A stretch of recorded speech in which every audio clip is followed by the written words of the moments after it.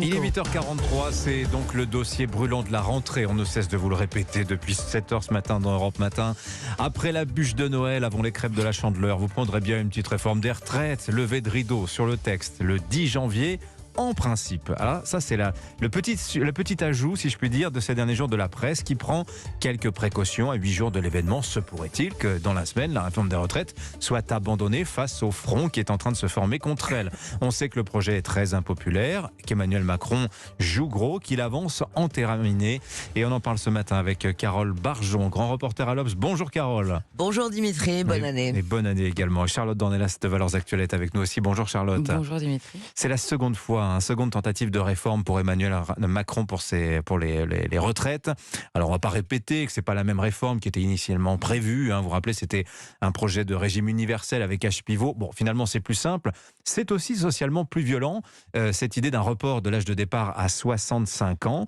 Et alors j'insistais sur ce en principe qui est ajouté désormais à la date de présentation le 10 janvier. Est-ce qu'il serait possible que la réforme soit annulée, soit reportée une nouvelle fois? Rappelons quand même que cette présentation devait avoir lieu le 10 décembre, donc il y a un mois déjà, Charlotte. J'ai l'impression qu'avec cette réforme des retraites sous Emmanuel Macron, tout est désormais possible. Et là, je parle de la forme, même pas du fond. De la forme, parce que souvenez-vous, alors ça devait être le 10 décembre pour celle-ci, pour cette mouture-là, mais son premier quinquennat avait déjà été échelonné par cette histoire de réforme des retraites, qui avait été très bien préparée, d'ailleurs était très bien préparée, qu'il n'y avait pas un ministre qui était capable de l'expliquer de la même manière que son collègue, C'est vrai. et qu'on n'y comprenait absolument plus rien. Et là, on nous dit ça va tout changer, d'ailleurs même les raisons changent, c'est-à-dire qu'on ne sait plus très bien pourquoi on fait cette réforme, et à mon avis, au-delà du désaccord politique de fond qui peut exister sur la réforme, le fait de ne pas pouvoir discerner une véritable raison qui tient sur la durée et qui paraît donc évidente ou rationnellement acceptable, à mon avis, c'est le plus gros ferment de division. Si on n'est pas capable, mais franchement, si on n'est pas capable, nous Français, de comprendre la véritable raison de cette réforme, vous savez, parfois il y a des réformes, surtout ce genre de réforme un peu technique, il y a des réformes d'emblée, on se dit travailler plus, pourquoi faire, où on n'a pas envie de le faire, où ça dépend de son métier, ça dépend de son état de vie, etc. C'est vrai que si on prend l'exemple de la réforme de l'assurance chômage, avec cette idée qu'il faut inciter davantage ceux qui n'ont pas d'emploi à en reprendre un, c'est assez clair. Le motif est assez clair. C'est ça, et puis on peut tous se raccrocher in fine ensemble, rationnellement, à une raison qui nous paraît lisible et surtout, légitime. Oui. Or là, elle est difficile à avoir, d'autant qu'Emmanuel Macron change quasiment à chaque fois qu'il parle de motifs. Alors oui et non, parce qu'il dit il faut travailler plus longtemps. Il y a une espèce de position un peu dogmatique. Il y a cette idée qu'il avance aussi, le financement, il faut pérenniser le financement du système. Et puis il a commencé à dire, oui mais ça va dégager des marges de manœuvre budgétaires pour financer d'autres choses, notamment la transition énergétique. Il avait commencé par ça. Voilà. Et là, ça devient quand même très compliqué pour le commun des mortels, si je puis dire, Carole Barjon. Oui, moi je pense que ça c'est fondamental. Pour que quelque chose soit bien accepté, il faut que ce soit bien expliqué et qu'il y ait un objectif clair. Et c'est vrai qu'on n'a toujours pas très bien compris à l'heure actuelle s'il s'agit de pérenniser le système des retraites ou s'il s'agit par exemple de financer la dépendance. Ou la transition énergétique. Donc, oui, c'est pas clair. La logique étant, vous avez des gens qui travaillent plus longtemps, donc qui cotisent plus, ça fait davantage d'argent dans les caisses publiques et notamment de la sécurité sociale. Ça fait moins de dépenses aussi pour les pensions de retraite. Bon, tout ça, budgétairement, c'est vrai, est assez vertueux quand même, Carole. C'est vertueux, mais je veux dire, je pense qu'il ne faut pas tromper les gens. Sur l'objectif, il faut expliquer les choses clairement et là ça peut être mieux accepté, encore que parce qu'on voit bien que les syndicats sont vent debout. Justement. À commencer par la CFDT, qui est quand même qui a souvent été un allié de qui était le partenaire de la réforme pour le régime universel. Exactement. Et qui ne veut pas de la retraite à 65 ans. Et on a un front uni syndical, plus la gauche, plus le Rassemblement national contre la réforme. Mais m'est venue une question ce week-end en travaillant sur le sujet. Je me suis dit, effectivement, vous avez raison d'insister sur ce front uni. Il y a aussi une autre réforme, l'assurance chômage. Juste avant Noël, un décret a été soumis aux partenaires sociaux qui prévoit de durcir encore les conditions d'indemnisation. Si jamais le taux de chômage repassait sous les 6%, alors là, on serait vraiment en plein emploi, on réduirait de 40% la durée d'indemnisation. Ça, c'était juste avant Noël. Bref, le gouvernement est en train de se positionner positionner un petit peu en père fouettard de la rentrée sociale. Et la question qui m'est venue à l'esprit, elle est la suivante. Est-ce que vraiment il y a un enjeu économique majeur pour Emmanuel Macron, ou bien est-ce que c'est tout simplement un marqueur de ce volontarisme politique que quelque part il souhaite cette confrontation autour des retraites pour marquer sa volonté réformatrice, Charlotte Dornelas? Eh ben, vous formulez beaucoup mieux que moi mon inquiétude de départ. C'est-à-dire que est-ce que Emmanuel Macron a fini par en faire un principe? C'est-à-dire que quand vous disiez, et en effet c'est ce qu'il répète le plus, il faut travailler plus, cette phrase n'a pas de sens. C'est-à-dire sortie d'un contexte, il n'y a pas inscrit dans la nature de l'homme le nombre d'heures qu'il faut travailler pour qu'une société fonctionne correctement. Bon, le fait est que les Français quand même travaillent moins longtemps dans leur vie que oui, mais que d'autres, mais en même temps la plupart des pays de l'OCDE. Hein. Oui, mais il y a d'autres pays. Enfin, on peut se comparer sur tout et absolument tout. Et d'ailleurs, on se compare. Mais on est tous pareils. Là, pour le coup, c'est pas une critique. On se compare quand c'est avantageux et puis on oublie d'autres comparaisons qui le seraient moins. Donc ce que je veux dire, c'est que c'est pas nécessairement convaincant pour la plus grande partie. Je crois surtout que ce qui se passe, c'est que depuis le début, on va dire, d'Emmanuel Macron, mais d'ailleurs un peu avant lui, mais on a eu la crise des Gilets jaunes qui a été extrêmement importante, qui est tombée sous Emmanuel Macron. Et depuis ce jour-là, il y avait une question que tout le monde a un peu oubliée dans les Gilets jaunes, c'était mais où part cet argent? C'est-à-dire le consentement à l'impôt, on pourrait faire un parallèle sur le consentement à la réforme nécessaire, donc la réforme comprise. Or, ce qu'on ne comprend plus aussi, c'est alimenter un système. Mais quel système? Sur quel point exactement fonctionne-t-il correctement? Pourquoi faut-il que nous continuions à faire des efforts pour l'alimenter tel qu'il est aujourd'hui? Oui. Et cette question-là n'est d'abord très peu posée, et surtout, alors là, on n'a jamais aucune réponse. Oui. Et puis surtout, Carole Barjon. vous parliez de l'assurance chômage à juste titre, parce qu'effectivement, ce décret qui est passé en catimini, faut bien le dire, juste avant Noël, ouais. juste avant Noël, ça n'incite pas forcément les Français à avoir confiance dans le discours du gouvernement. Parce que finalement, on a l'impression, en tout cas sur ce point précis, qu'il y a un certain nombre de choses qui ont été dites, et puis tout d'un coup, en dernière minute, on rajoute un truc, en loose dé, si j'ose dire.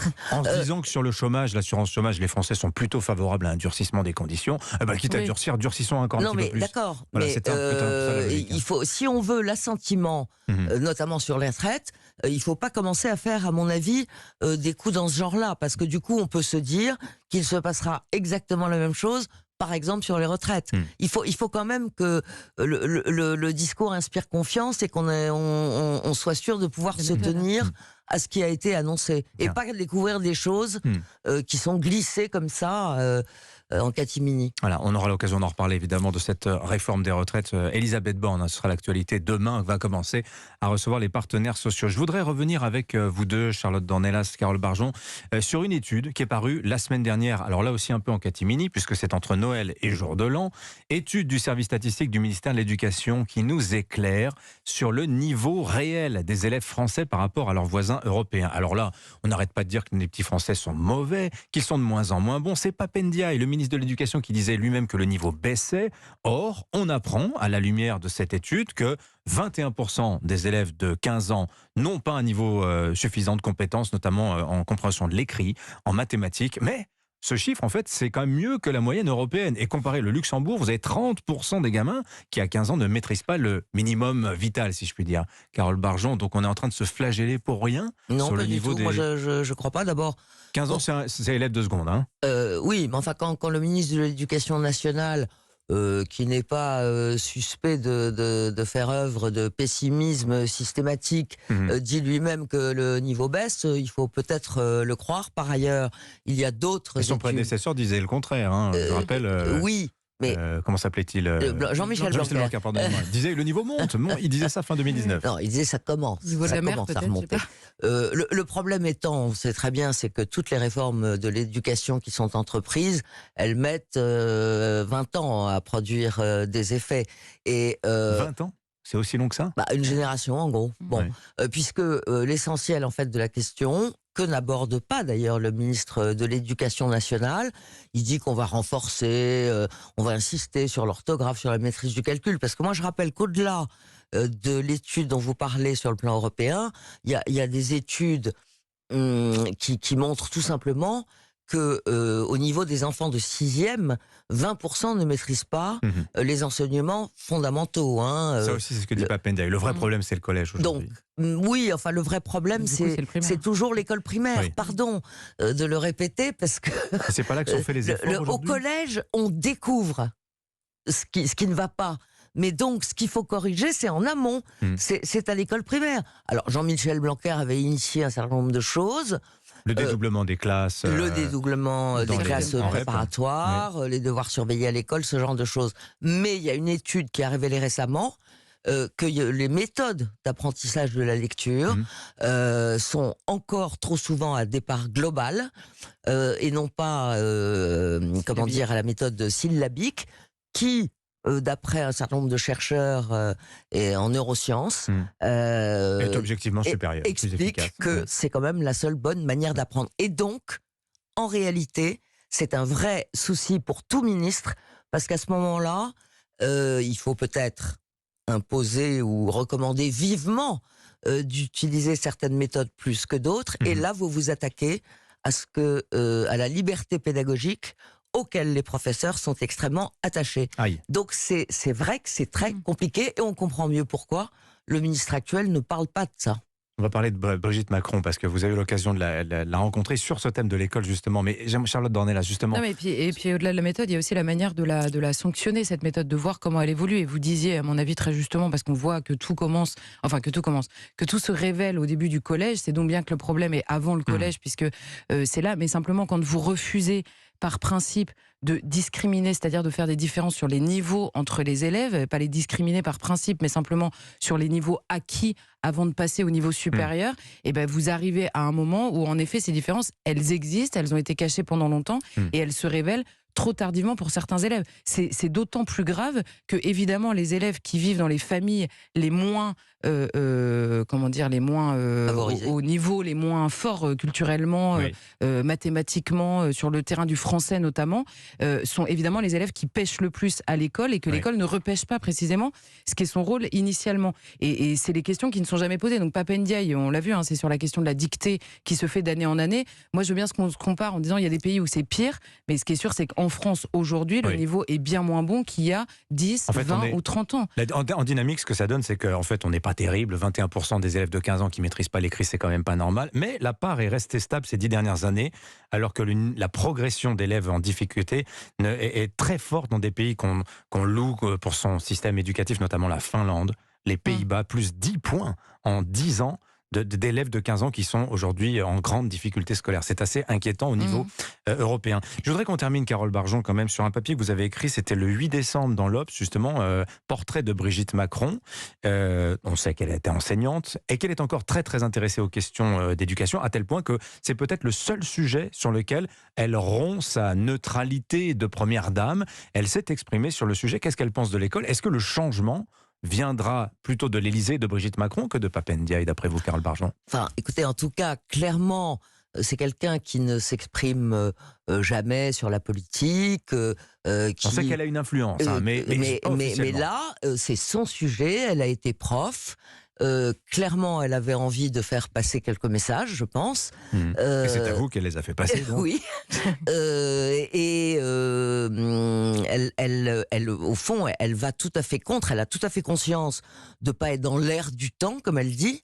Mais elle pense que le primaire, c'est fondamental, qu'il y a des méthodes pour apprendre à lire, que le par cœur, par exemple, qui est quelque chose de décrié par ce qu'on appelle le réseau des pédagogistes. En fait, c'est la meilleure façon d'apprendre. Et donc, elle a voulu, au fond, passer quelques messages, peut-être à l'intention du nouveau ministre de l'Éducation nationale, qu'elle connaît mal. Voilà, même si elle l'a déjà rencontré. C'est à lire dans le numéro de l'Obs du 8 décembre. Le dernier numéro, il date du 22 décembre. Vous étiez en vacances un peu à l'Obs. La folle histoire de l'Empire russe. Valeurs actuelles, De Gaulle, l'interview interdite. Et on attend évidemment les nouveaux numéros en milieu de semaine. Merci à toutes les deux. Charlotte Dornelas, bonne semaine. Carole Barjon, à lundi prochain.